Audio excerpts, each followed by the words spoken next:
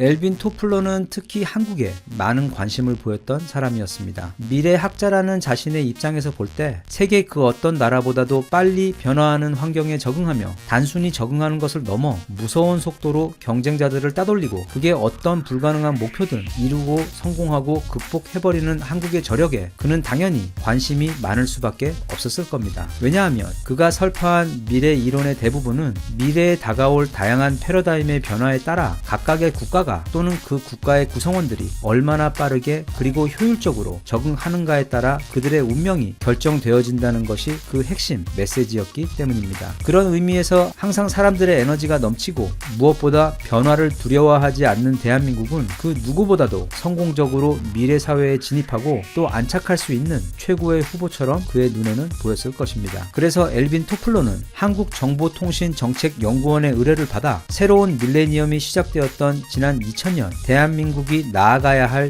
미래 전략에 대한 보고서 작성을 시작하여 그 연구의 결과물로 2001년 6월 30일 110페이지짜리 전략 보고서를 대한민국 정부에게 전달합니다. 위기를 넘어서 21세기 한국의 비전이라는 제목을 가진 그 보고서에서 엘빈 토플러는 당시 대한민국에게 다음의 이야기를 들려주었습니다. 지금 대한민국은 너무도 중대한 역사적 갈림길에 서 있다. 지금 어떤 선택을 내리고 어떤 국가 산업 정책을 펼치는가에 따라 앞으로 대한민국이라는 나라는 선진국들의 콩고물이나 얻어먹는 그저 그런 나라로 남거나 아니면 세계 최강대국이 되어 세계 경제를 주도하는 글로벌 리더의 위치에 서게 될 수도 있다는 경고로 경각심을 일으키며 가장 먼저 일본에 대한 이야기를 들려주었습니다. 엘빈 토플러가 볼 때 일본은 실패한 경제 모델이었습니다. 그는 한국이 절대로 일본이 밟았던 그 실패의 과정을 밟아서는 안 된다고 경고했습니다. 일본은 제2차 세계대전이 끝나며 나라의 경제가 완전히 붕괴되어 버렸지만 그들의 표현을 그대로 따라 옮기자면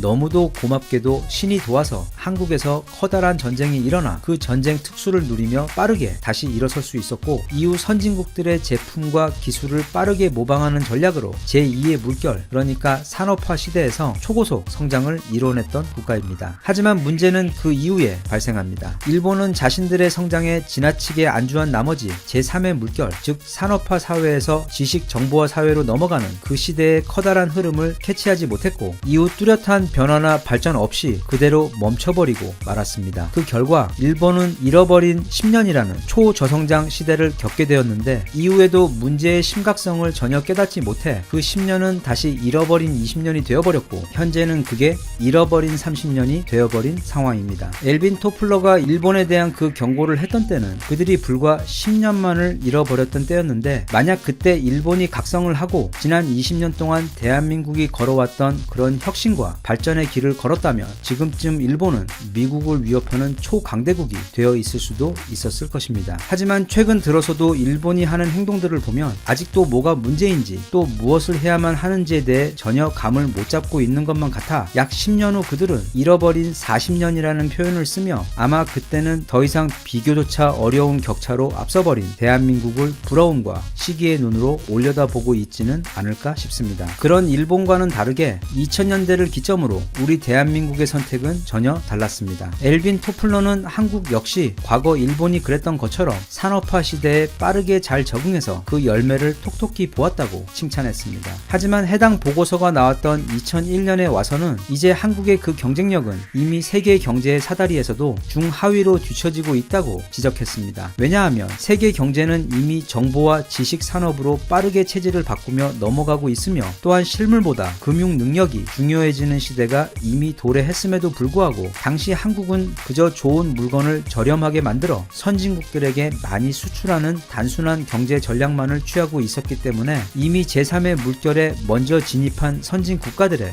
먹잇감이 될 수밖에 없었고 1997년 한국이 겪었던 IMF 사태 역시 바로 그런 맥락의 연장선상에 있는 사건이었다고 설명했습니다. 또한 그는 앞으로 중국의 제조업이 크게 부상할 것이기 때문에 물건을 싸게 만들어 팔아 성공하던 옛날 방식으로 계속 성공하려면 중국이 만들 수 없는 걸 만들거나 적어도 중국보다 더 나은 가격 경쟁력을 갖출 수 있어야만 살아남을 수 있을 것이라고 지적했습니다. 제조업으로 그리고 가격 경쟁력으로 중국을 이긴다는 건 사실상 어떤 나라에게도 불가능한 것이었습니다. 다시 말하면 엘빈 토플러가 제안하는 그 미래 사회로의 체질 개선에 실패하면 앞으로 중국에게 밀려 꼼짝없이 후진국으로 밀려나야만 하는 상황에 우리는 놓여 있었던 것입니다. 엘빈 토플러는 그래서 한국에게 무엇보다 정보통신과 최첨단 IT 기술 그리고 생명공학에 집중하여 투자를 하고 발전시켜 바로 그 분야들에서 승부를 봐야 한다고 조언했습니다. 왜냐하면 그 분야들이야말로 제3의 물결, 즉 정보와 지식 기반의 산업혁명의 중심에 서 있는 그야말로 미래 산업 분야들이었기 때문입니다. 특히 바이오 분야 또는 생명공학 분야는 IT와 BT가 결합된 정보통신 산업의 극단에 위치한 산업이기 때문에 무엇보다 가치가 높은 미래 산업이자 미래의 먹거리가 될 것이라고 강조했습니다. 당시 한국 정부는 엘빈 토플러의 조언을 귀담아 들었고 사실 그 이전부터도 최첨단 국가로 도약하기 위한 구체적인 전략을 구상하고 또 그중 일부는 이미 실행하고 있었기에 2001년을 기점으로 보다 공격적으로 그 전략들을 실행에 옮겼습니다. 당시 한국 정부는 전 세계 어느 나라보다도 컴퓨터를 잘 사용하고 세계에서 가장 빠른 인터넷을 사용할 수 있는 인프라를 구축하고 또 세계에서 가장 앞선 이동통신 환경을 구축하겠다는 목표를 위해 다양한 정부 주도 산업 정책들을 실행하였고 그 결과 1999년 불과 35만 명 수준이었던 국내 초고속 인터넷 가입자 수는 불과 3년 뒤 1000만 명을 넘어버리는 폭발적인 성장을 이루어냈습니다. 또한 그때 만들어진 한국의 초고속 인터넷 인프라는 마치 독일의 아우토반이 독일 산업 발전에 결정적인 공헌을 했던 것처럼 오늘날 대한민국이 최첨단 국가로 발전하는 데 있어 1등 공신을 한 근대 대한민국 역사에서 최고로 꼽을 만한 전략적 선택이었습니다. 또한 인터넷 시장이 활발해지자 엘빈 토플러의 조언처럼 과거 물건을 도매로 떼어와 약간의 마진을 붙여 팔거나 아니면 싼 물건을 만들어 선진국에 수출하던 단순한 산업 구조에서 다양한 IT 벤처와 그에 따라 창출되는 수많은 하위 직업들 그리고 무엇보다 온라인 상거래의 폭발적인 성장을 가져오는 결과로 이어지며 대한민국의 산업 구조의 체질이 구시대 방식에서 디지털 체질로 변화하는데 크게 일조했습니다. 또한 오늘날 대한민국이 반도체와 스마트폰 그리고 전자정부와 바이오 산업 분야에서 다른 국가들에 비해 마치 혼자 스포츠카를 타고 질주하는 것 같이 빠르게 앞질러 나갈 수 있는 이유 또한 그때 한국 정부가 지식 정보화 시대를 열 수 있는 디지털 인프라를 구축하여 대한민국을 IT 지식 정보화 초강대국으로 국가 산업의 체질을 완전히 바꾸어 놓았기 때문입니다. 게다가 당시 정부는 BK21이라는 프로젝트를 통해 세계 최고 수준의 대학원 환경 구축과 첨단 과학기술 분야에 집중적으로 투자하고 지원하여 말하자면 미래 지식 산업 전쟁에서 싸워줄 특수부대원들을 대량으로 배출할 수 있는 전문 훈련소를 구축하여 강력한 IT 기술과 과학 역량 그리고 첨단 전문 지식으로 무장한 인력이 대량으로 배출될 수 있도록 했습니다. 그 모든 노력의 결과 대한민국은 엘빈 토플러가 경고했던 것처럼 결코 일본의 전철을 밟지 않았습니다. 아니 오히려 그와는 정반대의 길을 걸어 일본이 지난 20년 동안 후퇴하고 있는 동안 대한민국은 빛의 속도로 발전하여 지금 모두가 아는 것처럼 세계 최고의 디지털 국가도 세계 최고의 전자제품 회사 그리고 반도체 회사도 일본 회사가 아닌 모두 대한민국 기업들입니다. 참고로 일본에 있는 전자 기업들을 모두 다 합해도 삼성 한 회사의 절반에 살짝 못 미치는 수준밖에 안 될 정도로 20년 전 그 선택의 기로에서 서로 다른 길을 갔던 두 국가의 격차는 이제는 너무도 멀리 추월해버려서 앞으로 그 격차가 좁혀질 가능성마저 없어져 버린 상황입니다. 그렇다고 한국이 그동안 모든 것을 다 잘한 것은 아닙니다. 엘빈 토플러의 보고서에 담겨있는 핵심 내용 중에는 국가 산업의 체질 개선이 얼마나 중요한가에 대한 경고도 있었지만 그것만큼이나 한국에 낙후된 교육 환경에 대한 체질 개선이 시급하다는 경고 또한 있었습니다. 엘빈 토플러는 당시 보고서를 통해 한국은 엄청난 속도로 미래를 향해 발전해온 반면 한국의 교육 시스템은 그 정반대의 길을 가고 있다면서 한국의 학생들은 하루에 무려 15시간 동안 학교와 학원을 오가며 앞으로 그 아이들이 살아갈 미래의 세상에서는 아무런 필요도 없는 지식을 배우기 위해 또 그들이 앞으로 살아갈 미래 시대에는 이미 존재하지도 않을 직업들을 준비하기 위해 아까운 시간을 보내고 있다고 지적했습니다. 대한민국에서 진정한 미래 사회가 도래하고 제대로 꽃을 피우기 위해서는 그 미래의 주역이 될 지금의 아이들이 보다 창의적이고 유연한 마인드를 갖출 수 있도록 교육 환경을 조성하고 또 그 아이들이 그런 유연한 마인드로 한국의 최첨단 정보 지식 환경의 장점을 적극 활용하여 다양한 분야의 지식들을 유기적으로 그리고 창의적으로 조합하며 실험할 수 있는 그런 환경을 만들어 주어야만 하는데 2000년 당시 한국의 교육 시스템은 그런 기대와는 정반대의 길을 가고 있던 것이라고 엘빈 토플러는 강하게 지적한 바 있습니다. 하지만 그로부터 20년이 지났고 우리는 산업의 거의 모든 분야에서 엘빈 엘빈 토플러가 자랑스러워할 만한 체질 개선과 빛나는 성공을 이루어냈음에도 불구하고 어찌된 게 우리 아이들의 교육 환경에 있어서는 그때보다 더 후퇴한 것만 같습니다. 20년 전보다 입시의 문은 더 좁아졌고 치열한 경쟁은 고등학교에서 중학교로 그리고 다시 초등학교까지 내려가 버려 무슨 초등학생이 하루에 학원을 5개씩이나 다녀야 하는 비상식적인 상황에까지 와 있는 상태입니다. 게다가 그 아이들이 그렇게 많은 시간을 쏟아부으며 배우는 것은 그들의 삶이나 건강에 도움이 되는 배움도 아니고 또는 그들의 자아 발전에 도움을 주는 교육을 위한 것도 아닌 오직 입시라는 경쟁을 위해 그 모든 귀한 시간을 쏟아부어야 하는 것이며 그렇게 결코 짧지 않은 긴 세월을 스트레스와 고통으로 채워야 하는 지금의 현실은 분명 대한민국이 앞으로 풀어야 할 시급한 숙제입니다. 왜냐하면 아무리 국가와 기업들이 나라의 경쟁력과 인프라를 최상급으로 구축해 놓는다고 하더라도 그 미래의 구성원들인 지금의 아이들이 그 모든 인프라와 환경의 장점을 활용할 준비가 되어 있지 않다면 그것은 최첨단 전투기를 최첨단 잠수함을 개발해놓고도 정작 그걸 조종할 조종수들을 육성하지 못해 전쟁에 활용하지 못하는 것과 똑같은 상황이기 때문입니다. 게다가 국가 경쟁력이니 최첨단 사회니 따위의 거창한 이야기를 논하기 전에 우선 그 사회의 구성원들이 행복해야만 더 높은 효율로 더 좋은 결과를 만들어낼 수 있는데 학교에 들어간 직후부터 12년 동안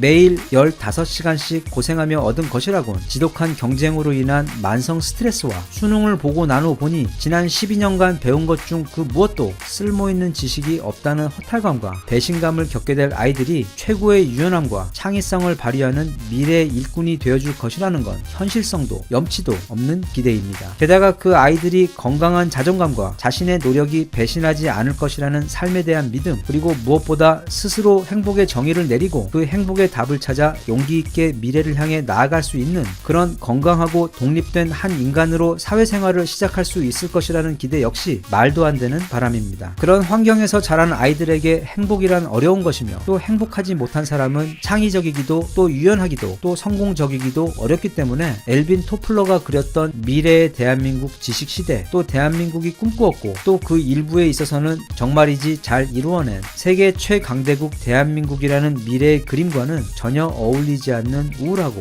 낙후된 인간상입니다. 따라서 지금 우리는 정확히 20년 전 엘빈 토플러가 그 보고서를 시작하며 우리에게 던졌던 그 질문 앞에 다시 서 있습니다. 대한민국은 지금 또 한 번 선택의 기로에 서 있습니다. 그것은 지금의 세대들은 물론 우리 미래 세대들의 행복에 이전과 마찬가지로 결정적인 영향을 줄 것입니다. 하지만 이번 그 선택의 대상은 초고속 인터넷 인프라 구축이나 정보통신망 확장이 아니고 엘빈 토플러의 마지막 조언이자 대한민국이 진정한 세계 최강대국이 될 수 있는 열쇠이자 국가의 구성원들이 스스로 행복할 수 있는 진정한 유토피아 국가로 가는 것을 가로막고 있는 마지막 족쇄이자 우리 아이들의 삶의 전반부를 통째로 무의미와 우울한 기억으로 채우고 있는 바로 교육입니다. 세계 최강대국인 독일 국민들의 대학 진학률이 최 40%가 안 되는 이유와 그럼에도 그들의 삶의 만족도와 직업 숙련도가 세계에서도 가장 높은 이유, 그 나라의 국가 경쟁력이 지구에서 두 번째로 강력한 이유 사이에 숨어있는 상관관계를 우리도 이제 진지하게 들여다보고 그게 결코 쉽지는 않겠지만 이제는 너무도 오래 미루어두었던 그 방법을 찾아야 할 때라고 만약 엘빈 토플러 아저씨가 아직도 살아 있었다면 분명 우리에게 그렇게 조언을 해 주었을 것이라고 혼자 생각하고 있습니다. 곧 수능입니다. 그날 시험장에서 나오는 모든 아이들이 그 엉터리 시합의 결과에 부디 상처받지 말고 앞으로 난 뭐든 할 수 있으며 어떤 장애물도 극복할 수 있을 것이라는 자신에 대한 굳건한 신뢰와 세상은 그리고 삶은 내게 우호적이라는 따뜻한 믿음을 가슴에 품고 세상으로의 첫 걸음을 뗄 수 있었으면 좋겠습니다. 대한민국 만세. 감사합니다.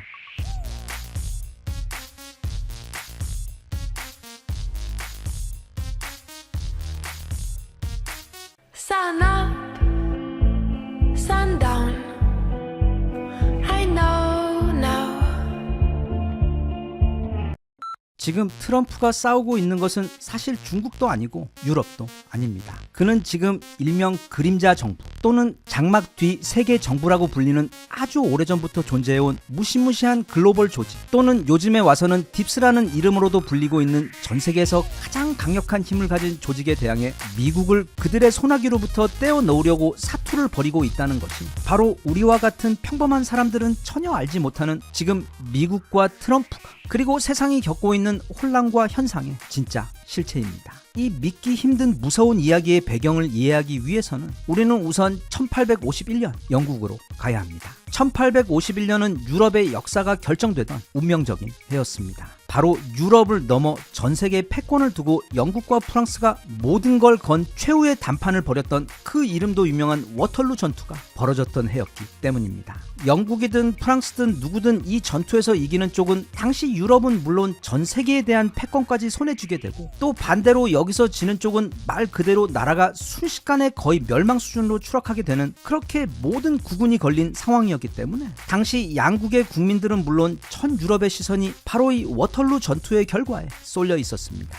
그리고 1851년 6월 18일 오전 워털루 평야에서 거대한 전투가 시작되었습니다. 그 전투는 그날 저녁까지 이어지고 있었는데, 그때 마침 고국 영국에서 초조하게 그 결과를 기다리고 있던 사람들, 특히 영국 증권가의 사람들이 모여있던 곳으로 한 사람의 전령이 전투 결과 소식을 가지고 도착합니다. 그리고 그 전령을 전해받은 당시 영국 증권가 최고의 권위자였던 한 남자는 조용히 자신의 직원들에게 눈짓을 보내 서둘러 영국의 국채를 모두 팔아버리기 시작합니다. 다시 말하면 영국이 전투에서 패한 것이었습니다. 이제 영국의 채권은 휴지 조각이나 다름이 없는 것이 되었기 때문에 누구든 그걸 최소한의 가격이라도 팔 수 있다면 지금 당장 팔아야 하는 상황이었습니다. 그 남자와 그의 직원들이 영국 국채를 헐값에 팔기 시작하자 거래소 내부에서는 사람들이 서로 국채를 더 싼 값에 팔겠다며 한바탕 아비규환 소동이 벌어졌습니다. 그때 사람들은 영국 국채를 거의 공짜나 다름없는 가격으로 모두 던져버렸고, 그 소동의 한가운데서 아까 자신의 직원들에게 국채를 팔라고 지시했던 바로 그 남자는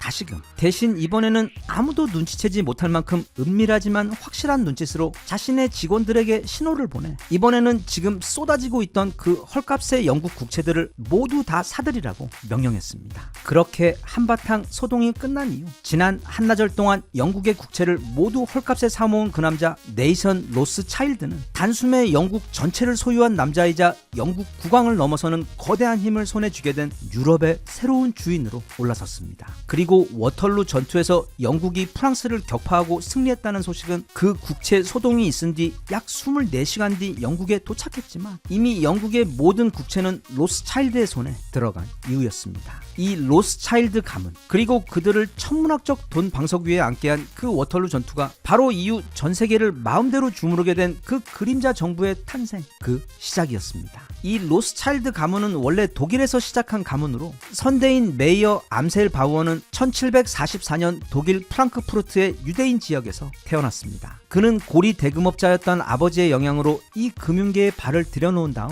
이후 지금 전 세계 다이아몬드의 90%를 장악하고 있는 그 유명한 오펜하이머 가문의 은행에 취직하여 뛰어난 감각과 엄청난 성실함으로 불과 약 7년 만에 당시 유럽의 최고 금융 관련 지식들을 빨아들이고는 자신만의 금융업을 시작합니다. 그리고 그때 그는 자신의 성씨를 로스차일드로 바꿉니다. 로스차일드는 독일어로 붉은 방패라는 뜻입니다. 로스차일드는 프랑크푸르트에서 시작한 금융업으로 단기간 내 나라에서 제일 가는 갑부로 성장합니다. 특히 그는 신성 로마 제국의 황제와 더불어 덴마크와 프랑스의 왕가 등 각국의 왕가와 긴밀한 관계를 맺으며 비즈니스를 하면서 단지 엄청난 돈만 번 것이 아니라 그 나라의 사업과 정치의 모든 부분들을 빠르게 장악하게 되는데, 나중에는 자신과 거래를 하던 신성 로마 제국의 윌리엄 왕자가 나폴레옹의 공격을 피해 급하게 덴마크로 도망가며 자신의 모든 재산을 바로 이 로스차일드에게 맡기면서 1803년 당시 약 300만 불이라는 거액을 손에 넣게 되며 그는 그야말로 유럽 전체에서 가장 많은 돈을 소유한 최고의 갑부로 올라서게 됩니다.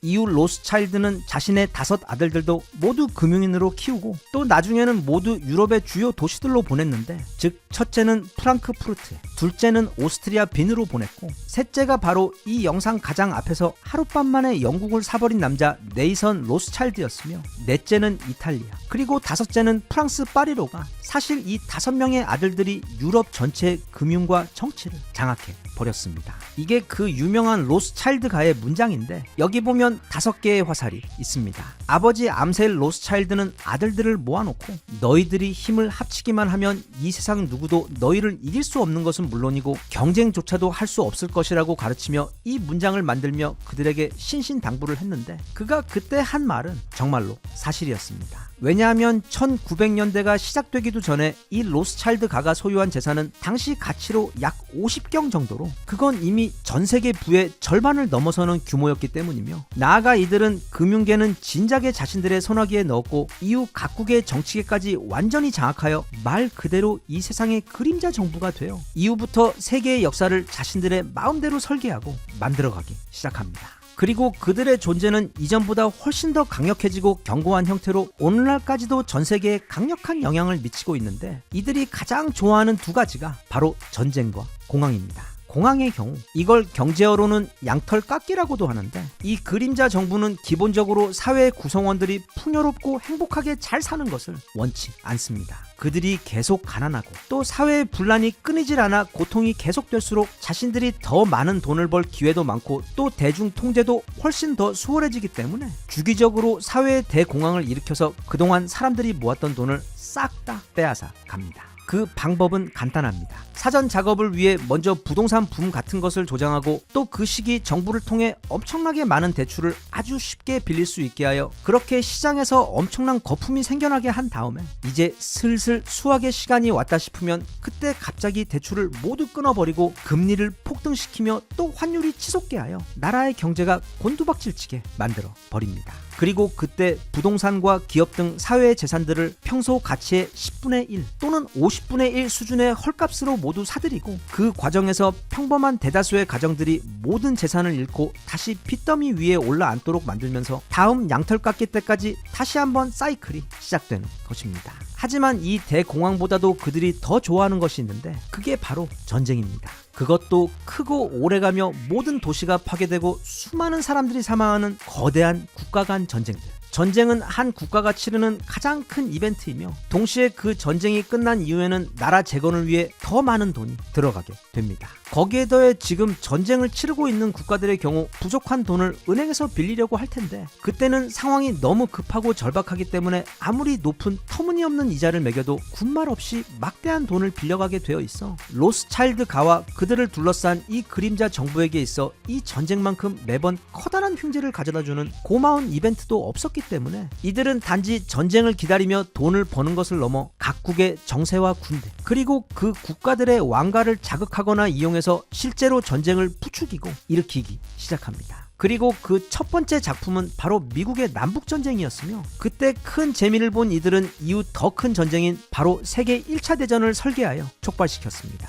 누가 봐도 이 세계 1차 대전은 그렇게 오래갈 전쟁도 또 그렇게 크게 번질 전쟁도 아니었음에도 이 그림자 정부의 치밀하면서도 천재적인 설계로 인해 당시 유럽은 어느 국가 할 것 없이 모두 폐허가 되어 전쟁 복구에 막대한 돈을 은행에서 빌려다가 쓴 것은 물론이고 이 그림자 정부는 1차 대전 종전 합의 회의에도 개입하여 특히 독일에 대해 도저히 갚을 수 없는 수준의 배상금을 책정하게 하여 나중에 2차 대전이 다시 터질 수 있도록 하는 장치까지 심어두었습니다. 참고로 그게 미국의 남북전쟁이든 또는 1차 세계대전이든 아니면 2차 세계대전이든 간에 이 그림자 정부와 로스차일드가의 은행들은 전쟁을 하는 양쪽 모두에게 돈을 빌려줍니다. 그리고 그 돈으로 양쪽 모두 무기를 사서 무장을 하게 되고 그 전쟁의 결과는 보통 그 그림자 정부에게 더 이득이 되는 쪽으로 그들이 결정하여 그렇게 사실 전 세계 역사가 마치 소설가가 소설을 쓰듯 그들의 의도대로 흘러가고 쓰여지게 됩니다. 물론 이런 그림자 정부의 정체를 알아채고 거기에 도전하고 반항한 세계 지도자들도 매우 많았지만 그들의 운명은 모두 한결같이 급작스러운 의문사로 이어졌습니다. 참고로 그런 도전이 가장 많았던 곳이 바로 미국인데 왜냐하면 미국이라는 이 신대륙의 초강대국은 사실 로스차일드 가가 그 뿌리부터 설계하여 만든 곳이기 때문입니다. 세계 최강의 국가를 건설하고 또 거기에다 세계 최강의 금융센터까지 만들어 당시 영국 런던에 있던 세계 금융의 중심을 미국으로 옮겨온 이후 그 미국을 본부로 삼아 이후 세계를 지배하려고 했던 것이 이 그림자 정부의 계획이었고, 그 계획은 정말 너무도 훌륭하고 완벽하게 지금까지 이어져 오고 있습니다. 그런 장치 중에서도 가장 기발하면서도 황당한 것이 바로 미국 달러와 관련된 것인데, 이 미국이라는 전 세계 초강대국을 좌지우지하기 위해 그림자 정부는 미국 정부가 소유한 중앙은행이 아니라 연방준비은행이라는 그 명칭조차 매우 생소하고 희한한 민간 사립은행을 만들어 거기서 무려 미국의 달러를 마음대로 찍어내고 또 그걸 전 세계 기축통화로까지 만든 것입니다. 연방준비은행은 우리 한국은행처럼 정부 소유가 아니라 뭐 하나은행이나 우리은행과 같은 그냥 민간 은행입니다. 그들이 거기다가 이 연방이라는 이름을 넣은 것은 그게 마치 미국 정부의 부처인 것처럼 대중들을 속이기 위함이었습니다. 이 연방준비은행에서 미국 달러를 찍어서 미국 정부에게 이자를 받고 빌려주는 것입니다. 그렇게 되면 그 연방준비은행을 소유한 조직, 즉 로스차일드가를 중심으로 한 그 글로벌 금융조직은 단지 미국만 지배하는 것이 아닌 세계 전체를 지배하게 되는 것이고, 그게 바로 지금 이 세계의 현실입니다. 아무튼 민간은행에게 미국 화폐 발행권을 주는 이런 황당한 시도를 허락할 리 없는 미국의 수많은 대통령들이 치열하게 그 이상한 중앙은행 설립에 반대를 했고, 그래서 미국에서는 2번의 시도가 미국 대통령들에 의해서 좌절되었습니다. 그리고 그 과정에서 그 대부분의 미국 대통령들이 지금까지도 풀리지 않는 의문사로 사망했는데, 한 예로 미국 최고의 대통령인 링컨의 경우도 이들의 돈을 빌리는 대신 미국 정부 자체의 화폐인 그린백을 발행하여 사용하려고 했다가 암살당했고, 케네디 대통령 또한 이런 연방준비은행의 장악력에서 벗어나기 위해 11110호 대통령호를 발표하면서 은본위제를 실시하려고 했다가 그 정책을 발표한 지 얼마 되지 않아 암살당했는데, 이 케네디 암살 사건의 경우 최소 18명이었던 그 사건의 결정적 증인들이 이후 3년간 그중 6명은 총에 맞아 죽고 3명은 갑작스런 교통사고로 죽었으며, 나머지들도 매우 의문이 가득한 방법으로 목숨을 잃게 되며 대략 3년 만에 모든 증인들이 사망했을 정도로 대통령을 포함 미국 정부에서 그 누구도 이 그림자 정부의 일에 반기를 드는 경우는 거의 모두가 똑같은 결말을 맞았으며, 그래서 지금까지의 미국 정부는 물론 미국 외 세계의 모든 정부들 역시 그 그림자 정부의 보이지 않는 영향력에 의해 설계되어 그 역사가 쓰여지고 있다는 것이 많은 이들이 믿고 있는 이 그림자 정부 관련 이론입니다. 지금 이 영상을 보시며 여기까지 이야기를 듣고 계시던 많은 분들 중에는 이거 화폐전쟁 이야기 같은데 하고 알아채신 분들이 많으실 겁니다. 네, 지금까지의 내용은 너무도 유명한 책인 그 화폐전쟁의 내용을 소개한 이야기였습니다. 소설도 아닌, 그렇다고 100% 확인 가능한 팩트도 아닌, 하지만 거의 99% 역사의 사건들과 일치하여 픽션이 아닌 팩션이라는 영역에 있는 책으로 대략 10년도 훨씬 전에 출간되었다가 당시 전 세계적으로 순식간에 최고의 베스트셀러에 올랐던 불후의 명작입니다. 최근 돌아가고 있는 세계 정세가 어떻게 보면 이 화폐 전쟁에서 다루고 있는 내용과 너무 겹치는 부분이 많고, 또 트럼프 역시 그 명칭만 그림자 정부에서 딥스로 바꾸었을 뿐 자신이 대통령이 되어 지금 미국 정부를 장악하고 있는 그 딥스의 소나기로부터 미국을 다시 자유롭게 하겠다는 이야기를 지난 1기 때부터 일관되게 해오고 있는 상황이기 때문에 과연 트럼프가 자신만의 힘으로 그 거대한 그림자 조직과 대항해 승산이 있기는 한 것인지, 아니면 그 역시도 그 그림자 정부의 또 다른 배우인지는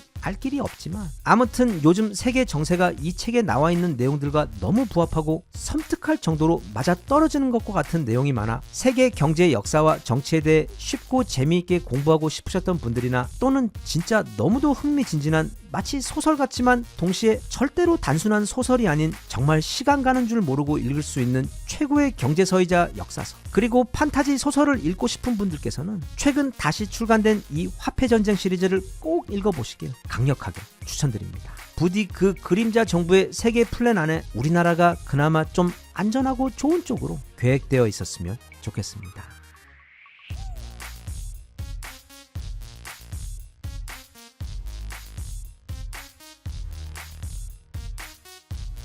Even if you tried, you wouldn't understand it. Maybe something's missing inside of you. Just a bit of sugar to that horrid bitter. Maybe you taste different. 오늘은 방파제 이야기를 좀 해보겠습니다. 최근 들어 우리나라 상황이 많이 어수선하고 계속 크고 작은 문제들이 끊임없이 연이어 쏟아지다 보니 뉴스에서 잘 다루어지지 않아서 그렇지 사실 지금 일본 상황은 그야말로 최악 중 최악입니다. 지금은 우리도 또 전 세계도 무척 힘들지만 다른 나라들과는 비교 자체가 안 될 정도로 지금 일본 사회는 빠르게 무너지고 있고, 그런데 또 바로 지금부터 내년 사이가 일본에게는 정말로 위험한 상황입니다. 그래서 지난달 말 일본의 최고 석학 중 한 명이자 일본 내 양심적 비판 사상가로 꼽히는 사람인 우치다 다스루는 일본 대표 일간지 니칸 겐다이의 기고문을 올리면서 이렇게 한탄을 했습니다. 지금 일본은 빠르게 무너지고 있다. 하지만 그런 사실이 사람들에게 제대로 보도되지 않고 있다. 일본의 국력이 극적으로 쇠락하고 있는 지금 이 상황이 일본 국민들에게 은폐되고 있다는 뜻이다. 이렇게 급속히 쓰러지고 있는 일본의 현실을 알아보지도 체감하지도 못하게 된 것이야말로 아베 정권이 일본 국민들에게 남긴 최악의 패단이다 라는 글을 남겼습니다. 또한 그는 아베로 인한 최악의 정치를 거치며 현재 일본은 경제력과 학술적 영향력 그리고 보도의 자유도에 있어 선진국 중 가장 바닥까지 떨어졌다며, 그럼에도 불구하고 일본은 언론의 자유가 낮아 이런 사안들이 제대로 보도가 되지 않고 있어 국민들은 아직도 그런 현실을 제대로 알지 못하고 있고 여전히 일본이 강대국이라는 망상에 사로잡혀 있다고 덧붙였습니다. 현재 일본에서는 앞서 소개한 우치다 다스루 외 수많은 지식인들과 기자들이 앞다투어 말하자면 커밍아웃을 하며 현재 너무도 심각한 일본의 상황을 고발하며 우려하고 있는데, 그중 또 한 명의 중요한 사람은 바로 일본 니온 게이자 신문의 최고의 간판 기자인 가지와라 마코토입니다. 그 역시 최근 기고문을 올리며 우치다 다스루의 비판과 동일선상에 있는 현재 일본에 대한 우려를 나열한 다음 보수적인 일본 기자로서는 놀랍게도 이제는 일본인들이 한국에게 배워야 할 때라는 그들에게 있어서는 다소 충격적인 선언을 했습니다. 가지와라 마코토 기자가 어째서 그런 이야기를 했으며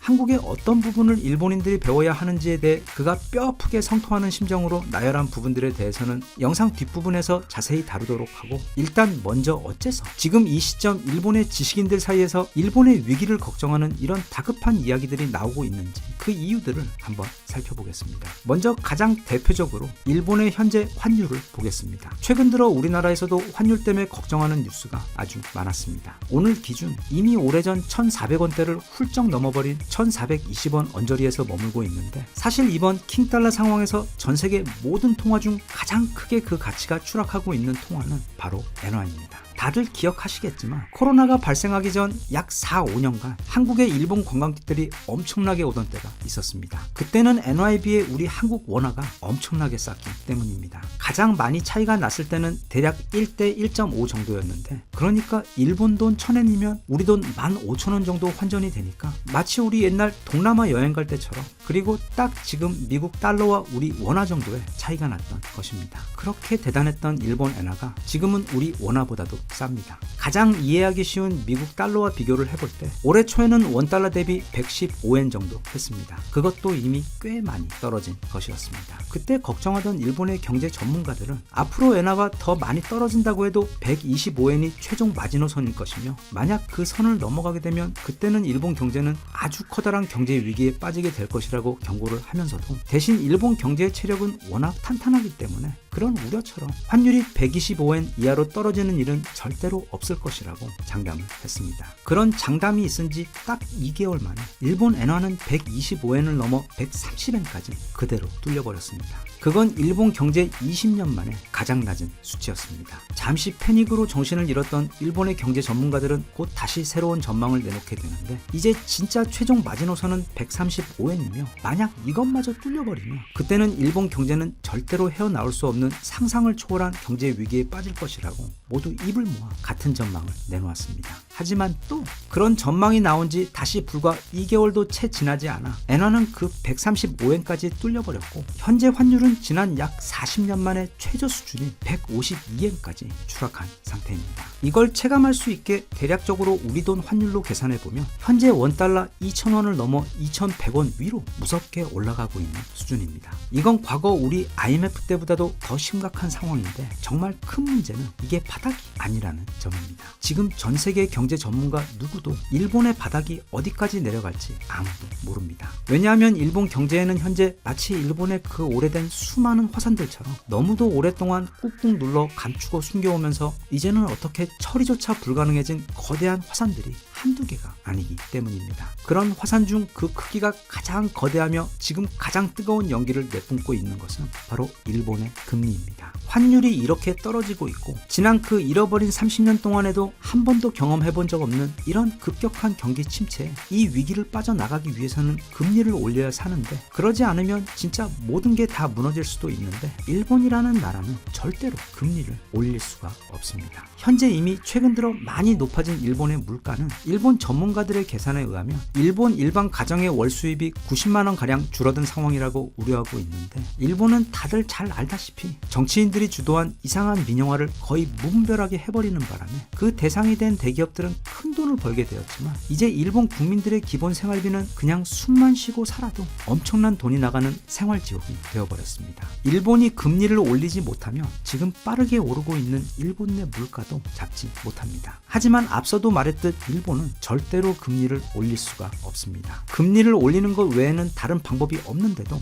그렇게 하지 못하는 것입니다. 왜냐하면 우리 어둠에 친한 파 아베가 일본 사회에 엄청난 초대형 지뢰를 묻어놓았기 때문입니다. 그리고 그 지뢰는 절대로 풀 수 없는 자물쇠가 걸려있어 노벨 경제학상을 2번 탄 최고의 경제학자가 와도 절대로 풀지 못합니다. 그 지뢰의 이름이 바로 아베노믹스입니다. 최근 일본의 경제 사정이 이렇게 심각할 정도로 나쁜데도 불구하고 여전히 아직 일본이 부자 나라처럼 보이는 이유는 말하자면 그들은 지금 강남의 100억 원짜리 아파트에 살고 있기 때문입니다. 하지만 그 아파트에는 대출이 300억 원어치나 달려있고 무엇보다 수입이 거의 없다시피 하기 때문에 그 100억 원짜리 아파트에 살면서 지난 30년째 냉장고 파먹으며 살고 있는데, 만약 여기서 금리까지 올려버리면 일본의 국가부채, 즉 그 300억 원에 대한 이자가 감당할 수 없을 정도로 즉시 함께 올라버리기 때문에 그때는 정말 일본이 파산해버릴 수도 있기 때문입니다. 그렇다면 금리를 올리지 않고 빠른 시간 내 자기 능력으로 이 죽음의 늪에서 빠져나와야 하는데, 예를 들면 지난 IMF 시절 우리나라 국민들이 똘똘 뭉쳐 국난 극복이라는 단일의 목표 아래 돌덩이처럼 단결해서 그렇게 모두가 함께 합심해 이 늪을 빠져나와야 하는데,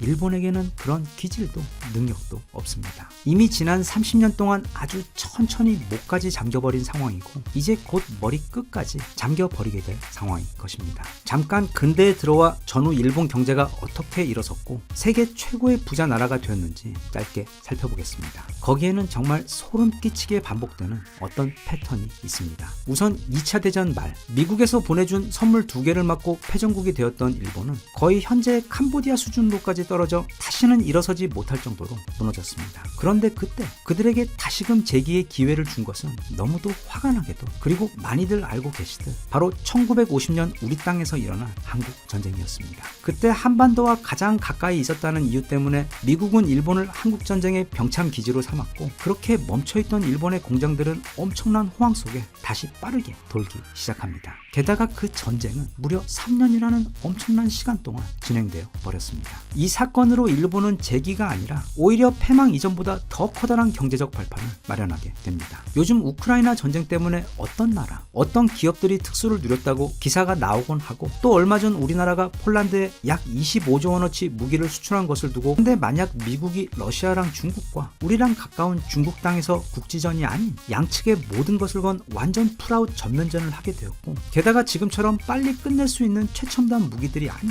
재래식 포탄과 총, 탱크 이런 것으로 전쟁을 치르며 그게 무려 3년이, 사실 그런 일이 단 1년간만 생긴다고 해도 우린 단숨에 세계 2위 경제 대국으로 로켓처럼 치고 올라가게 될 것입니다. 그만큼 이 전쟁이란 것은 인류 역사에서 볼 수 있는 가장 커다란, 가장 미친 수준의 돈잔치입니다. 예를 들어 미국이 이라크에서 치른 전쟁 비용이 하루 2천억 원이 넘었습니다. 그런데 한국 전쟁은 그것보다 훨씬 더 규모가 컸던 초대형 전쟁이었고 참가 인원도 월등히 더 많았는데다 또 그게 무려 3년이나 끌었기 때문에 그 전쟁에 소요된 모든 군복과 포탄 등 전쟁 물자를 만들어 팔았던 일본이 얼마나 커다란 이득을 얻었을지는 쉽게 계산이 되지 않을 정도로 많았습니다. 그 결과 일본은 그 한국전쟁 특수 덕분에 경기가 다시 활기를 찾은 수준이 아닌 전 세계적으로 그 유래를 보기 힘든 수준의 빠른 속도로 경제가 살아나기 시작합니다. 거기다가 또 엄청나게 낮았던 엔화의 힘을 뒤에 업고 전 세계로 수출까지 본격적으로 시작하게 되면서 거의 순식간에 선진국 문턱까지 치고 올라가게 되는데, 이런 상황에서 또 다른 엄청난 특수가 나타납니다. 바로 베트남 전쟁 때문입니다. 일본은 이번에도 또다시 베트남전의 병참 기지 역할을 하며 그 전쟁 특수를 모두 고스란히 누리게 되는데 당시 돈으로 총 약 70억 달러라는 천문학적인 돈을 벌어들이게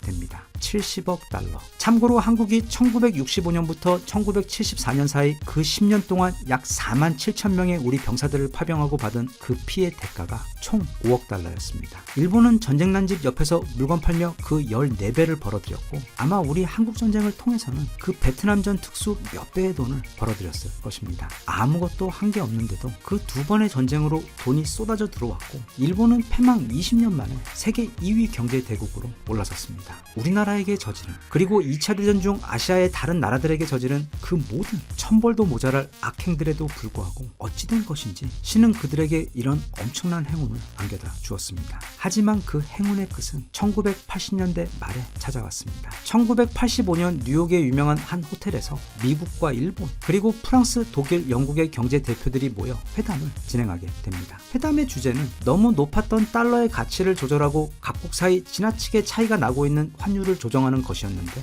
말이 그렇다 뿐이지 엔화의 가치를 절상하는 것이 핵심 목적이었습니다. 지금이야 우리 돈의 가치가 떨어지면 그러니까 환율이 오르면 걱정을 하지만 그때만 해도 수출이 나라 경제의 큰 비중을 차지하는 때여서 각국은 어떻게 해서든 자국의 통화 가치를 낮게 만들려고 치열하게 애쓰던 때였습니다. 당시 미국은 일본이 싼 엔화를 등에 업고 미국의 TV며 자동차, 워크맨과 같은 전자제품을 엄청나게 수출을 하고 있었기 때문에 대일 무역 적자가 심각한 수준에까지 이르렀고 정말로 그대로 가다가 곧 미국이 일본에게 추월당할 수도 있었던 상황이었습니다. 그래서 미국은 어떻게 해서든 엔화를 절상하려고 했는데 하지만 또 이게 일본 입장에서 보면 만약 엔화를 절상하게 되면 일본 수출품은 그만큼 가격이 높아지기 때문에 해외 시장에서 가격 경쟁력을 잃게 되어 엄청난 손해를 보게 되기 때문에 절대로 그렇게 할 리가 없었습니다. 하지만 역사란 것이 정말로 아이러니한 것이 당시는 일본이 마치 미국의 애완견처럼 미국이 시키는 대로 군말 없이 하던 상황이어서 그리고 또 너무도 풍요롭던 자국의 경제 상황에 취해 판단력이 매우 떨어져 위기의식을 전혀 못 느끼고 있던 때여서 정말 놀랍게도 미국이 원하는 대로 엔화의 가치를 높이는데 아무 조건 없이 합의를 해버립니다. 그것도 원달러 대비 250엔이던 것을 230엔 또는 210엔 정도까지 내려주는 것도 아니고 엄청나게 쿨하게 무려 120엔까지 조정을 해줘버립니다. 그 역사적인 회담이 이루어졌던 호텔의 이름이 뉴욕의 플라자 호텔이었고 그래서 플라자 합의라고 이름 지어진 그 황당한 회담을 기점으로 해서 이후 일본 경제는 끝도 없는 추락을 시작하게 됩니다. 그때 합의된 환율은 몇 년에 걸쳐 단계적으로 조정이 되었는데 그 회담 약 5년 후 엔고의 효과가 본격적으로 터지게 되면서 1990년 드디어 일본의 경제가 제대로 고장이나 버블이 터져버리면서 우리가 잘 아는 그 잃어버린 10년, 잃어버린 20년, 그리고 현재 잃어버린 30년의 날개 없는 추락이 지금까지도 계속해서 이어지고 있는 것입니다. 일본은 절대로 그 합의에 서명하지 말았어야 합니다. 만약 그랬다면 당시의 성장 모멘텀을 그대로 이어가 오늘날 그 잃어버린 30년을 겪지 않고 그 합의 당시 나라 경제가 너무도 어려웠던 미국을 단숨에 추월해버린 후 전세계 1위 경제 대국에 올라섰을 것이고 미국 입장에서는 명분을 만들어 일본을 전쟁으로 다시금 무너뜨리는 것 외에는 다른 방법이 없었을 것인데도 진짜 그때 일본에게 무슨 마가 끼었는지 당시 일본 대표로 회담장에 나갔던 대장 대신 타케시타 노보루는 너무도 흔쾌히 자국의 사망 선고 합의문에다 서명을 해버린 것입니다. 그런데 더 웃긴 것은 아직도 자신이 무슨 짓을 한 것인지 전혀 이해하지 못했던 타케시타 노보루는 그 회담을 마치고 일본으로 돌아와 한 첫 인터뷰에서 이것으로 이제 미국이 일본에게 항복을 했다. 나는 정말 웃지 못할 말을 마치 자랑이라도 하듯 했다는 점입니다. 나라의 지도자나 또는 경제 수장의 능력이 얼마나 중요한지 타케시타 노보루라는 한 명의 위인이 일본이라는 나라의 미래 전체를 날려버렸던 이 사건만 보아도 쉽게 알 수 있습니다. 그런데 미국은 일본이 자신을 죽이는 이런 말도 안 되는 합의에 흔쾌히 서명을 해버리자 또 다른 무서운 합의를 제안합니다. 바로 미일 반도체 협정입니다. 그때 일본은 전 세계 반도체 기술력 및 생산력 1위 국가였습니다. 굳이 당시의 그 아성을 비교를 해보자면 현재의 삼성과 TSMC를 합한 것 이상의 파괴력을 가지고 있었던 상황이었습니다. 그런데 미일 반도체 협정의 골자는 일본이 그런 주도권을 모두 포기하는 내용이었습니다. 그런 말도 안 되는 협정에 일본이 동의할 리가 망해가 없었어야 말이 되지만 하늘이 도와 일본은 바로 얼마 전 플라자 호텔에서의 그 뻘짓 이후 여기서 다시 한번 또 어마어마한 뻘짓을 하고야 맙니다. 바로 미일 반도체 협정에 합의하며 반도체 기득권을 모두 내려놓은 것입니다. 단지 미국 형님에게 잘 보이기 위해 자국의 미래를 아무 대가 없이 송두리째 날려버리는 진짜 충성스럽고 신박한 모습을 보여준 것입니다. 자, 이렇게 일본은 패망 직후 한국전쟁과 베트남 전쟁이라는 두 번의 타국의 피눈물을 통해 염치 없이 거대한 불을 쌓아 올린 후 이제 막 미국을 추월하려는 찰나 쉽게 들어온 돈은 쉽게 나간다고 미국 형님이 제안한 플라자 합의와 반도체 협정이라는 두 개의 자기 사망 선고에 서명을 해버리며 1990년을 기점으로 나라의 모든 추진력을 한 번에 잃어버립니다. 이때부터 서서히 추락을 해왔는데 갑자기 등장한 어둠의 친한파 비밀요원 아베가 일본 경제에 엄청난 지뢰를 심어놓기 시작합니다. 아베가 미국 형님이 하던 걸 그대로 따라한 그 아베노믹스는 아주 쉽게 말해 그냥 엄청나게 많은 돈을 찍어낸 다음 그걸 사회에다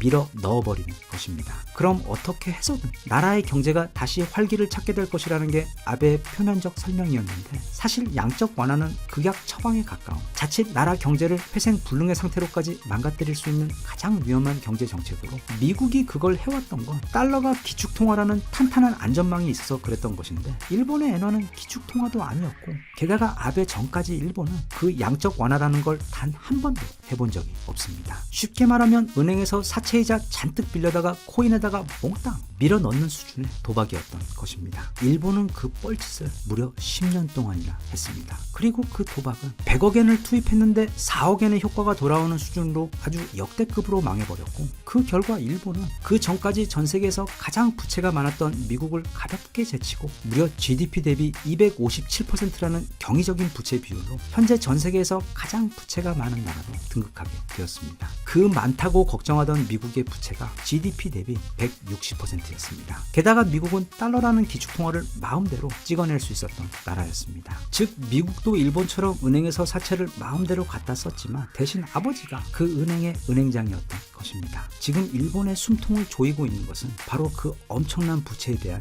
이자입니다. 지금 미국이 금리를 올리면서 전 세계 모든 나라들이 울며 겨자 먹기로 금리를 같이 올리고 있습니다. 그렇게 하지 않으면 나라의 돈이 모두 더 높은 금리를 주는 해외로 빠져나가버리기 때문입니다. 그래서 일본도 금리를 따라 올려야만 나라 경제가 정상화될 수 있는데 일본은 절대로 금리를 올릴 수가 없습니다. 왜냐하면 금리를 올리는 순간 지난 6월 총 1072조 엔으로 드디어 우리 돈 1경을 넘어서버린 그 막대한 부채에 대한 이자 또한 함께 늘어나고 갚아야 하기 때문입니다. 참고로 일본은 매년 국가 예산의 무려 25%를 오직 그 채권에 대한 이자를 갚는 데에만 쓰고 있는 나라입니다. 지금 일본은 미국 달러 금리를 딱 2%만 올려도 한 해 갚아야 할 추가 이자 부담이 자기들 나라 1년 국방 예산인 60조 원을 훌쩍 넘어가게 됩니다. 그리고 5%를 올리게 되면 거의 150조 원이나 되는 돈이 그냥 추가 이자 부담으로 나가게 되는 것입니다. 게다가 증시를 봐도 블룸버그의 최신 경제 지표에 따르면 최근 한 달간 전 세계 모든 증시 가운데 외국인 자금이 가장 많이 빠져나간 나라는 일본으로 175억 2천만 달러, 즉 우리 돈 24조 7,700억 원이나 됩니다. 같은 기간 우리나라는 그렇게 증시가 나쁘다고 해도 외국인이 팔고 나간 건 2조 6천억 원밖에 안 됩니다. 눈치 빠른 외국인들은 현재 거의 엑소더스 수준으로 일본 관련 자본을 빠르게 처분하고 나가고 있습니다. 그런데 이 부채 폭탄이 본격적으로 터지게 되면 그때는 진짜 1920년대 말 뉴욕 대공황 상황이 올 수도 있습니다. 그런데 어떤 사람들은 이런 일본의 말도 안 되는 부채 문제 이야기가 나올 때마다 일본의 부채 중 절반은 일본 은행이 가지고 있기 때문에 만기가 오더라도 상환하지 않고 차환하며 버티면 된다고, 그래서 아무런 문제도 없다고 하는데 그건 매우 괴상한 소리입니다. 아무리 돈을 많이 찍어내고 채권을 발행해도 그걸 자기 나라 중앙은행이 다 사주면 아무런 문제가 없다는 뜻인데, 그럼 다른 나라들은 전부 바보입니까? 그 좋은 걸 안 하게. 그럼 우리도 내년에 채권을 한 5천억 만경 정도 찍어낸 다음 한국은행이 그걸 모두 사게 한 다음에 국민들 한 사람당 쿨하게 100억씩 나눠주고 나중에 그거 만기 돌아와 원리금 상환해야 하면 그냥 정부랑 은행이랑 퉁치면 끝나고, 그렇게 그 5천억 만경이라는 돈이 그냥 아무 대가 없이 없이 생길 수 있다고 말하는 것과 똑같은 말입니다. 무에서 유가 만들어질 수는 없습니다.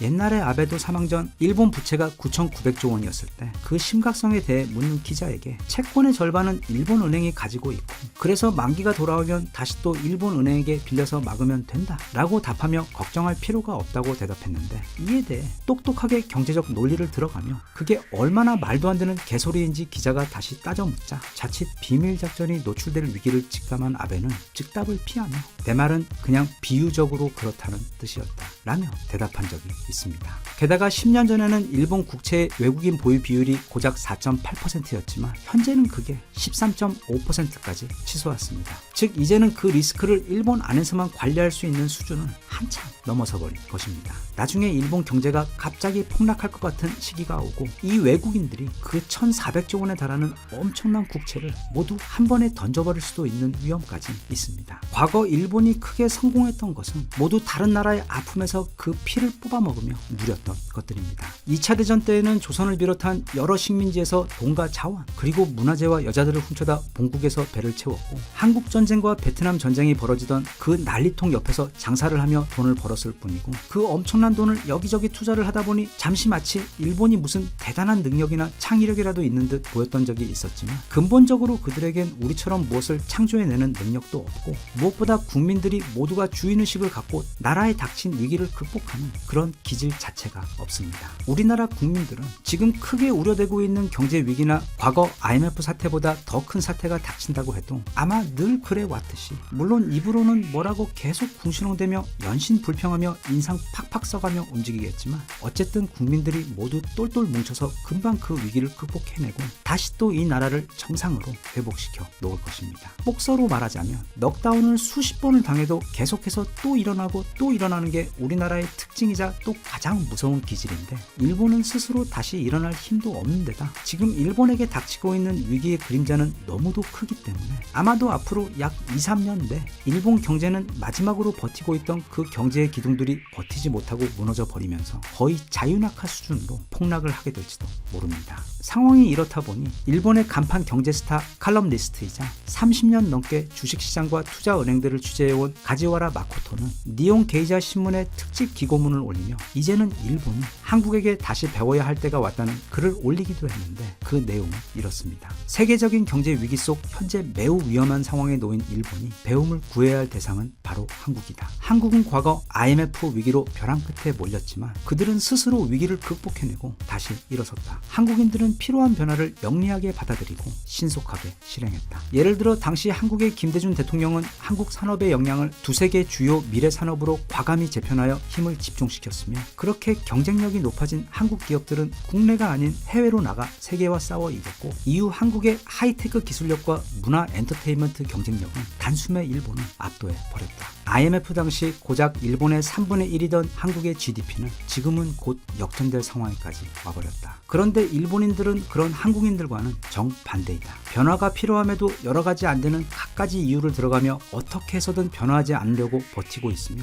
잃어버린 30년조차도 잃어버려진 30년이라고 부르며 마치 남일 말하듯 패배를 절대로 인정하지 않고 있다. 현재 일본 엔화보다 더 가치가 폭락해버린 것은 비트코인밖에 없다. 일본에게는 곧 극심한 경제 침체와 인플레이션이 함께 오는 무서운 스태그플레이션이 찾아올 예정이다. 한국의 그런 모습을 배우지 못하고 지금처럼 남는다면 진짜 이제는 일본에게는 미래가 없을 수도 있다. 나는 그를 통해 이미 시작된 일본의 극심한 경제 암흑기에 대해 일본인들에게 마지막 경고를 보내고 있습니다. 하지만 가지와라 마코토 기자의 그런 경고와 바람에도 불구하고 일본은 절대 한국에게서 배울 수가 없을 겁니다. 왜냐하면 그런 건 공부로 배울 수 있는 것이 아닌 그 나라 국민들의 기질 또는 타고난 천성과 관련이 깊은 특징들로, 자기가 주인으로 모시던 장군이 적 장군에게 죽으면 그 즉시 모두가 그 새로운 장군에게 충성을 하는 기질을 가지고 있는 이들이기 때문에 자신의 장군을 죽인 적장에게 충성을 맹세하느니 마지막 한 명까지 끝까지 싸우다 전멸하는 것을 택하는 독한 민족인 우리나라 사람들과는 그 간극이 너무도 크기 때문입니다. 우리나라 사람들이 적장에게 충성을 맹세하는 경우는 일단 안심시켜 놓은 다음 이따 밤에 잘 때 몰래 가서 죽이려고 할 때뿐입니다. 다들 느끼시겠지만 아시겠지만 지금 우리를 둘러싼 세계가 빠르게 변하고 있습니다. 이미 코로나와 우크라이나 전쟁이 있었지만 아마 앞으로도 몇몇의 큰 사건들이 추가로 등장하며 기존 세계의 힘과 질서도 크게 바뀔 것입니다. 어쩌면 영국 같은 과거의 강자들 중에는 이 위기를 버티지 못하고 이제 약자의 구렁으로 추락하는 곳도 있을 것이고, 반면 그동안 힘을 모아온 과거의 약자들 중에는 이번 기회에 새로운 강자로 무섭게 솟아오르는 곳도 분명히 있을 것이며, 그렇게 늘 그래왔듯이 세상은 다른 질서, 다른 순서로 재편될 것입니다. 그 모든 변화 속에서 한 가지 현재 거의 가장 확실시 되어 보이는 것은 바로 일본이 지금까지의 그 30년의 느린 추락이 아닌 아마도 요 몇 년 내 마치 속이 곪고 썩을 대로 썩은 아주 오래된 건물이 갑자기 붕괴하듯 어떤 계기를 기점으로 순식간에 몰락하게 될 것이라는 점과, 그리고 지금 안팎으로 매우 힘든 시간을 보내고 있는 우리 대한민국은 늘 그래왔듯 이번에도 우리의 성장을 가로막는 장애 요소들을 빠르게 제거하고 극복해낸 후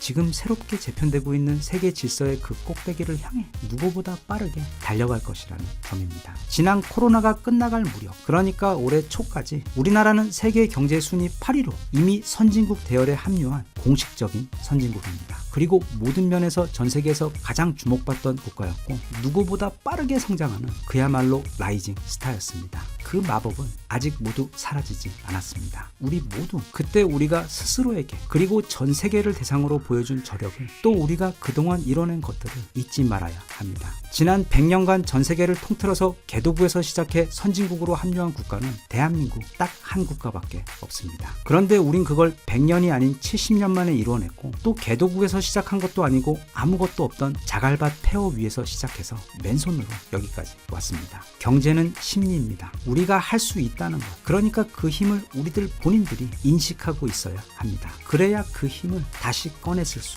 있습니다. 지금 몰려오고 있는 이 경제 위기는 물론 만만치 않아 보이지만 이런 수준의 어려움은 우리는 그동안 수도 없이 겪어봤고 단 한 번의 예외도 없이 언제나 완벽하게 이겨냈습니다. 그리고 아주 당연히 이번에도 그럴 겁니다. 그리고 마침내 이번 경제 위기가 모두 지난 다음에는 이제 이렇게 한바탕 전 세계 질서와 순위가 다시 조정된 이후에 보면 일본과 우리의 순위는 바뀌어 있을 겁니다. 그리고 그 격차는 이후 계속해서 빠르게 벌어져 일본이 저 멀리 아래 이제는 보이지도 않는 곳에 자꾸 보잘것없이 존재할 때까지 벌어질 것이고, 그때는 드디어 우리가 받아야 할 모든 빚을 그 이자까지 다 쳐서 받아낼 겁니다. 꼭 그렇게 되리라 믿습니다. 그러니 우리 다들 불평이 절로 나오는 힘든 상황이긴 하지만 우리 인간이 가진 가장 뛰어나고 고결한 능력은 바로 좋지 않은 상황에서도 그걸 전화위복시켜 좋은 결과를 이끌어내는 능력입니다. 그러니 수동적인 비관보다는 건설적이고 희망적인 마음가짐을 가질 수 있도록 노력하며, 또 각자 자리에서 강인한 투지를 발휘해서 이 어두운 터널을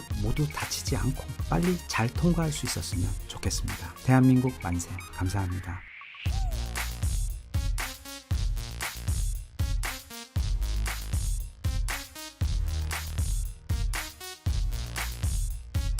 Sun up, sun down. I know now. 예전에는 한국이 세계 최고의 기술을 가진 일본을 쫓아가는 형상이었습니다. 그런데 지금은 한국이 세계 최고의 기술을 가지고 있는 분야가 너무 많아서 일본이 허겁지겁 한국을 뒤쫓아오고 있는 모양새입니다. 지난 30년 동안 세계 최고의 기술 강국으로 군림하다 최근 들어 그것도 한국에게 뒤처지기 시작하니 일본은 지금 자존심이 많이 상해 있습니다. 그래서 최근 들어 무리수까지 두어가며 한국을 이기려고 안간힘을 쓰고 있는 모습이 종종 보입니다. 모두가 아시다시피 지난 30여 년간 세계 디스플레이 시장 그리고 TV 시장은 일본 천하였습니다. 일본의 소니와 샤프 그리고 파나소닉 같은 브랜드들이 시장을 완전히 독점하다시피 했습니다. 그런데 지금은 세계 최고의 디스플레이는 모두 삼성 아니면 LG 제품들이고, 특히 TV의 경우 LG의 기술력은 아무리 노력해도 따라잡을 수 없는 수준까지 저 멀리 달아나 버린 상황입니다. 제 채널의 영상을 보신 분들은 기억하실 겁니다. 일본이 만들었던 그 벽돌 프레데터 디스플레이를. 그런데 이번에도 일본에서 한국의 LG가 롤러블 TV를 내놓으며 전 세계인의 찬사를 받자 정말 놀랍게도 벌써 자신들만의 롤러블 TV를 만들어 얼마 전 공개했습니다. LG가 만들었던 롤러블 TV는 일단 올레드 액정을 종이처럼 아주 얇게 만들어야 하는 아주 어려운 기술적 과제를 가지고 있는 데다 그걸 돌돌 말아 박스 안에 말아 넣었다 빼고 하는 아주 정교한 기술력이 필요한 그야말로 최첨단 제품이었습니다. 그런데 일본은 단기간에 그것을 구현해냈고, 거기에 더해 LG는 물론 세계 그 어떤 회사도 구현하지 못한 신기술까지 접목한 놀라운 제품을 내놓은 것입니다. 바로 이 제품입니다. 언뜻 보았을 땐 LG의 롤러블 TV와 비슷해 보이지만 이 롤러블 TV는 놀랍게도 춤을 춥니다. 지금까지 세상에는 얇은 TV, 큰 TV, 화질이 끝내주는 TV 등 많이 있었지만 이제까지 춤을 추는 TV는 없었습니다. 일본의 이 제품은 세계 최초의 춤추는 TV인 것입니다. 보시다시피 LG의 롤러블 TV는 그냥 디스플레이가 재미없게 올라오는 것 뿐입니다. 기술의 흥이 전혀 느껴지지 않습니다. 인간만이 가진 그 흥의 표현을 춤으로 기계에 접목하는 인문학적 고민이 전혀 느껴지지 않습니다. 게다가 얼마 전 LG가 개발한 커브로 변환되는 디스플레이 역시 세계 최초이고 또 모두가 찬사를 보내고 있지만 춤추는 TV에 비하면 아직 멀었습니다. 화면이 출렁거리며 올라올 때 시청자는 일찍이 TV에서 느낄 수 없었던 짜릿한 긴장감을 느낄 수 있습니다. 저러다 멈추거나 망가지는 건 아닌지, 특히 정교한 기술을 도입해 한쪽만 출렁거리는 신기술을 도입했기 때문에 시청자의 불안감은 배가 됩니다. 불안과 기대가 교차하며 시청자의 뇌파는 알파에서 베타파로 전환되며 춤을 추며 올라오는 TV의 디스플레이의 그 출렁거림에 완전히 몰입하게 됩니다. 마치 명상을 할 때처럼 말입니다. 그렇게 만들어진 시청자의 집중도는 고스란히 TV 화면 위로 옮겨져 더 쉽게 영상에 집중을 할 수 있도록 해주고, 그렇게 한 차원 더 높은 TV 시청 라이프를 즐길 수 있게 되는 것입니다. 이것이 일본의 춤추는 TV가 가지고 있는 무시무시한 기능입니다. LG와 삼성은 더 노력해야 합니다. 삼성은 지금 세계 반도체 시장을 싹쓸이하는 것도 모자라 그동안 일본 소니가 독점하고 있던 이미지 센서 시장에서까지 최근 일본을 무서운 속도로 추월한 것은 물론 고작 6천만 화소까지밖에 개발하지 못한 소니에 비해 벌써 1억 화소가 넘는 시제품까지 개발을 완료하여 앞으로는 아예 따라올 엄두도 낼 수 없는 수준까지 따돌렸다고 자만하고 있을 때가 아닙니다. 삼성도 이제 춤추는 반도체, 춤추는 메모리 개발을 진지하게 고려해야 할 때입니다. LG 역시 미국의 월풀과 일본의 모든 브랜드들을 다 제치고 현재 세계 가전 시장에서 부동의 1위를 하고 있다고 마냥 안심하고 있을 때가 아닙니다. 물론 제품의 내구성이 거의 군대 탱크 수준으로 튼튼하게 만드는 LG의 특성상 결코 달성하기 쉽지는 않겠지만 LG도 서둘러 인간의 가장 오래된 표현 방식인 춤을 기계에 입힌 일본의 인문학적 고민과 그 성과에 깊이 반성하며 늦었지만 이제라도 춤추는 TV를 개발해야 합니다. 지난번에는 영화의 캐릭터 프레데터를 디스플레이 디자인에 접목시켜 예술과 기술의 결합을 보여주었던 놀라운 제품에 이어 춤추는 TV로 다시 한번 세계 최고의 기술 회사들에게 겸손함을 가르쳐주고 있는 일본의 기술력에 경의를 표하며 이미 세계 최고의 최고까지 모두 독점하고 있는 한국의 회사들이 자만하지 않고 올해도 더욱더 노력해주어 아주 오래도록 세계 최고의 자리에 머물 수 있기를 바랍니다. 대한민국 만세. 감사합니다.